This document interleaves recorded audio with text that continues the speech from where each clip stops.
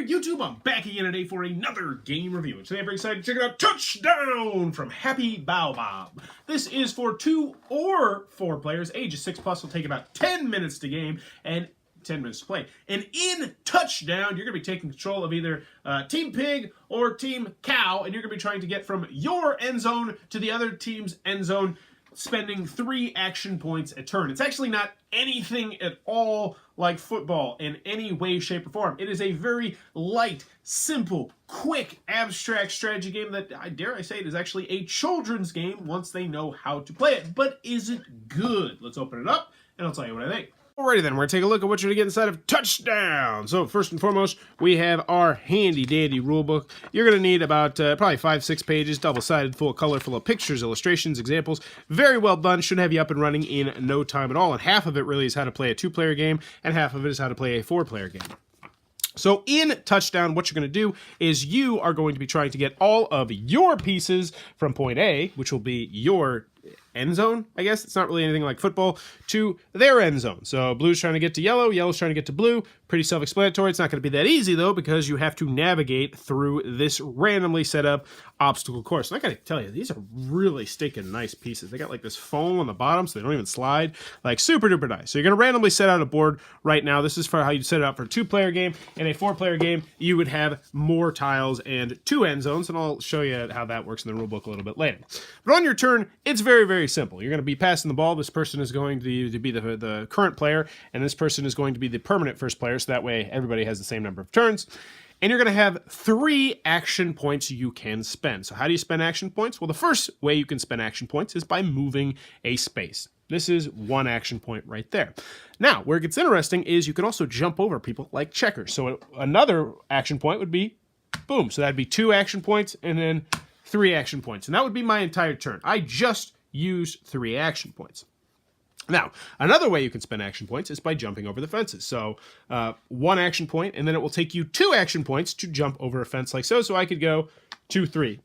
Be a terribly stupid decision, but I could do it because, hey, this is America. I can do what I want. The final action that you can take, the final way you can move is, let's set this up because I don't actually have it set out here on the board, is like this. So let's pretend that this was already here. Blue goes, and blue goes, 1, 2, 3, and then it comes back to me. I can use all 3 action points to jump over 2 fences. And that would just be my entire turn.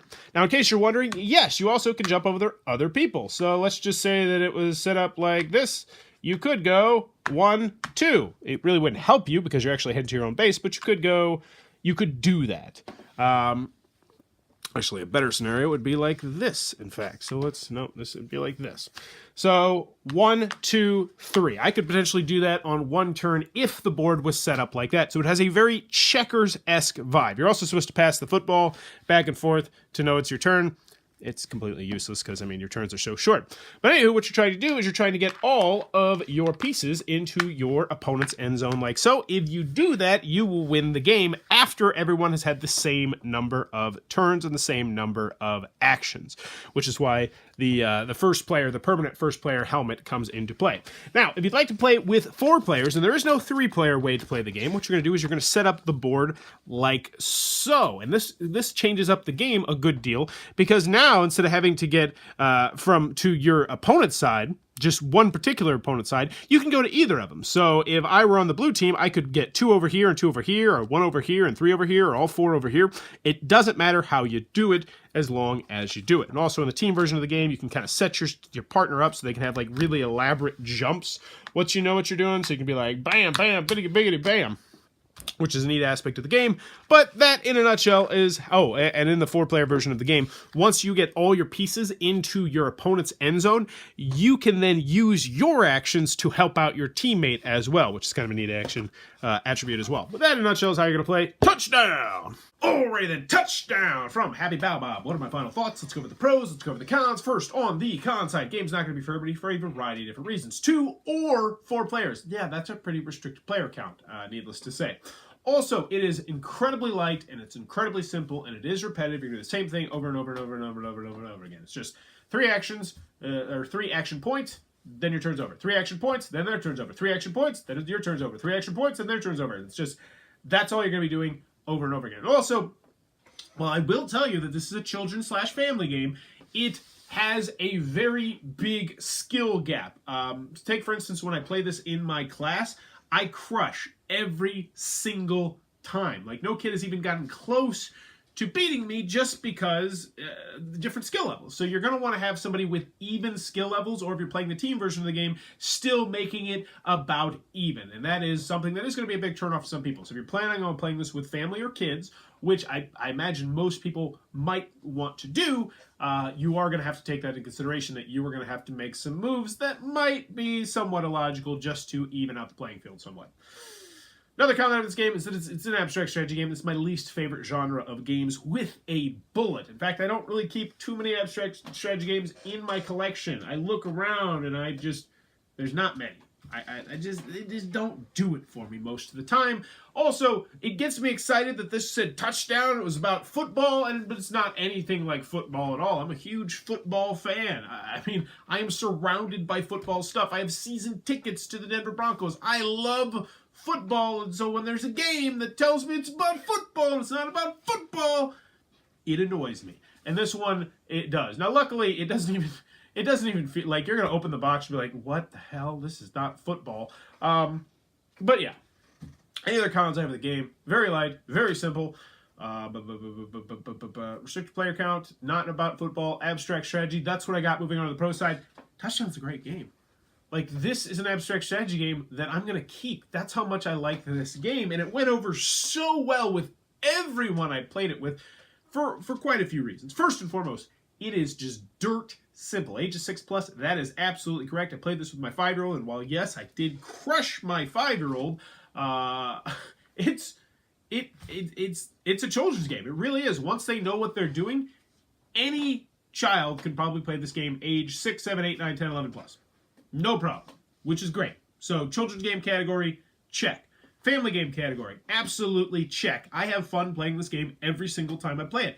I enjoy the mechanisms of the game. I enjoy the quickness of the game. I enjoy how easy it is to learn, how easy it is to teach. I enjoy the team aspect of the game. I enjoy the 1-versus-1 aspect of the game. I enjoy the randomized setup of the board. So, family aspect, check. If you're looking at this as a 2-player game that you could play maybe as a couple, or you just have a 2-player buddy, or as a get-together style game. Or if you routinely play games at restaurants or bars, yes, check. This one fits all those bills. It has a chameleon game-esque aspect where it's simple enough that kids can play it, but at the same time, it's still a great game.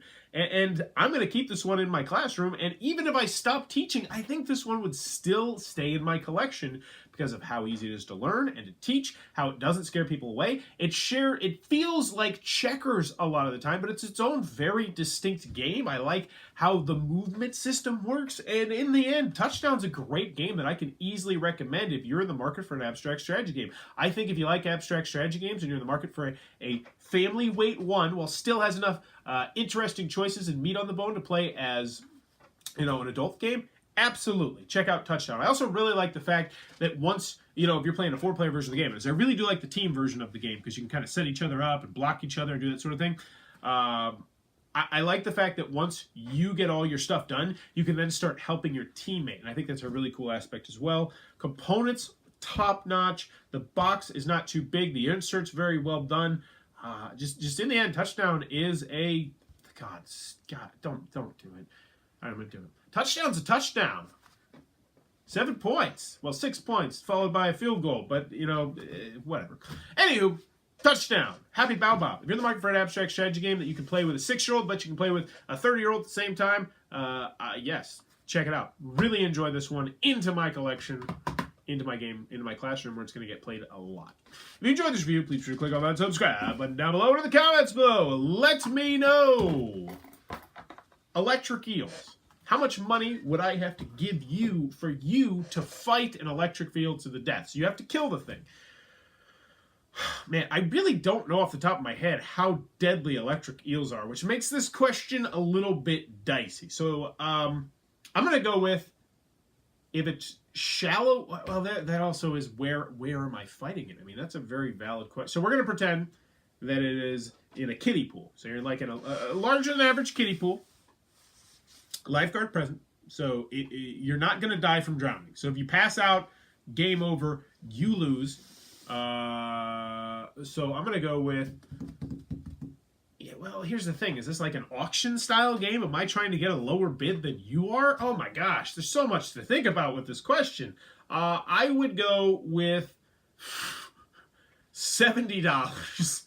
You know, as long as I can keep the dead electric eel, because I want to get that thing stuffed. Once I, you know, I don't know how I'm going to kill an electric eel. I imagine, well, they shock you. There's the thing, they shock you. So I imagine you'd have to like grab it and deal with the electrical shock, and then just smash its head against something. Or you could bite it. I mean, biting is the way grosser choice. But the thing's I'm pretty sure they have sharp teeth too. Man, I'm gonna go do some research about electric eels after this, because this is really a fascinating topic right here. So yeah, I'm gonna go with $70. My God. Let me know in the comments below. How much would you do it for? And as always, thanks for your time, YouTube.